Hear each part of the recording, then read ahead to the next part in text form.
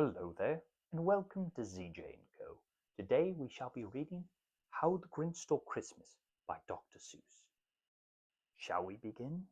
Every Who down in Whoville liked Christmas a lot, but the Grinch, who lived just north of Whoville, did not. The Grinch hated Christmas the whole Christmas season. Now please don't ask why. No one quite knows the reason. It could be his head wasn't screwed on just right. It could be, perhaps, that his shoes were too tight. But I think that the most likely reason of all may have been that his heart was two sizes too small. But whatever the reason, his heart or his shoes, he stood there on Christmas Eve, hating the Whos, staring down from his cave with a sour, grinchy frown at the warm, lighted windows below in their town. For he knew every Who down in Whoville beneath was busy now hanging a mistletoe wreath. And they're hanging their stockings, he snarled with a sneer. Tomorrow is Christmas, it's practically here. Then he growled with his Grinch fingers, nervously drumming. I must find some way to stop Christmas from coming. For tomorrow, he knew, all the Who girls and boys would wake bright and early. They'd rush for the toys, and then, oh the noise, noise, noise, noise. That's one thing he hated. The noise, noise, noise, noise.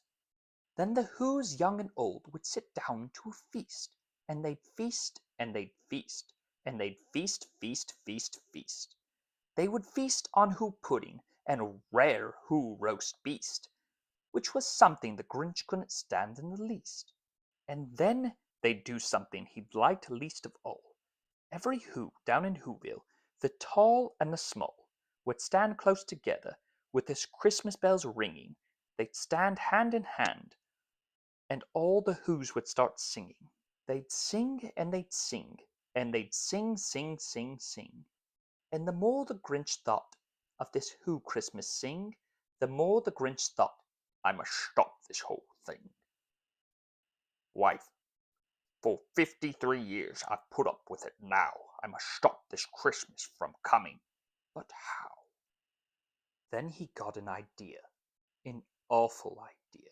The Grinch got a wonderful, awful idea. I know just what to do. The Grinch laughed in his throat, and he made quick Santa Claus hat and coat. And he chuckled and chuckled, and what a Grinchy treat. With this coat and this hat, I look just like Saint Nick. All I need is a reindeer. The Grinch looked around, but since reindeer are scarce, there was none to be found. And did that stop the old Grinch? No, the Grinch simply said, if I can't find a reindeer, I'll make one instead. So he called his dog Max. Then he took some red thread, and he tied a big horn on the top of his head. Then he loaded some bags and some old empty sacks on a ramshackle sleigh, and he hitched up old Max. Then the Grinch said, Giddy up, and the sleigh started down toward the homes where the Whos lay a snooze in their town. All their windows were dark, quiet snow filled the air. All the Whos were dreaming sweet dreams without care. Then he came to the first little house on the square. This is stop number 1, the old Grinchy Claus hissed. Then he climbed to the roof, empty bags in his fist. Then he slid down the chimney, a rather tight pinch. But if Santa could do it, then so could the Grinch. He got stuck only once for a moment or two. Then he stuck his head out of the fireplace flue, where the little Who stockings all hung in a row. These stockings, he grinned, are the first things to go.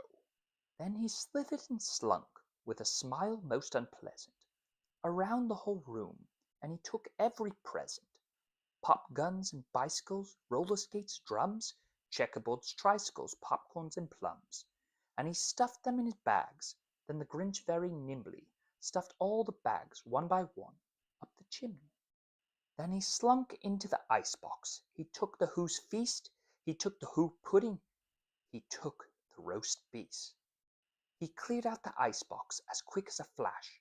Why, that Grinch even took the last can of Who hash. Then he stuffed all the food up the chimney with glee.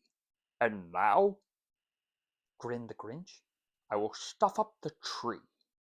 And the Grinch grabbed the tree, and he started to shove. Then he heard a small sound, like a chew of a dove.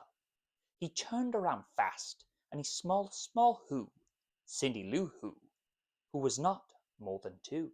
The Grinch had been caught by this tiny Who daughter, who got out of bed for a cup of cold water. She stared at the Grinch and said, "Santa Claus, why? Are you taking our Christmas tree? Why?" But you know that old Grinch was so smart and so slick. He thought of a lie, and he thought it up quick. "Why, my sweet little tot," the fake Santa Claus lied, "there's a light on this tree that won't light on one side. So I'm taking it home to my workshop, my dear. I'll fix it up there, then I'll bring it back here." And his fib fooled the child. Then he patted her head. Then he got her a drink, and he sent her to bed. And when Cindy Lou Who went to bed with her cup, he went to the chimney and stuffed the tree up. Then the last thing he took was the log for their fire. Then went up the chimney himself, the old liar. On the walls he left nothing but hooks and some wire. And one speck of food that he left in the house was a crumb that was even too small for a mouse. Then he did the same thing to the other Who's houses, leaving crumbs much too small for the other Who's mouses. It was 1/4 past dawn, and all the Who's still abed, all the Who's still a snooze, when he packed up his sled. Packed it up with their presents, ribbons, wrappings, the tags and the tinsel, the trimmings and the trappings. 3,000 feet up the side of Mount Crumpet, he rode with his load to the tip-top to dump it. "Pooh-hoo to the Who's," he grinishly humming. "They'll find out that no Christmas is coming. They're just waking up. I know just what they'll do. With their mouths will hang open a minute or 2. Then the Who's down in Whoville will all cry boo-hoo." "That's a noise," grinned the Grinch, "that I simply must hear." So he paused, and the Grinch put his hand to his ear. And he did hear a sound rising over the snow. It started low, and then it started to grow. But the sound wasn't sad. Why, the sound sounded merry. Could it be so? But it was merry, very. He stared down at the Whoville. The Grinch popped his eyes. Then he looked, he shook. What he saw was a shocking surprise.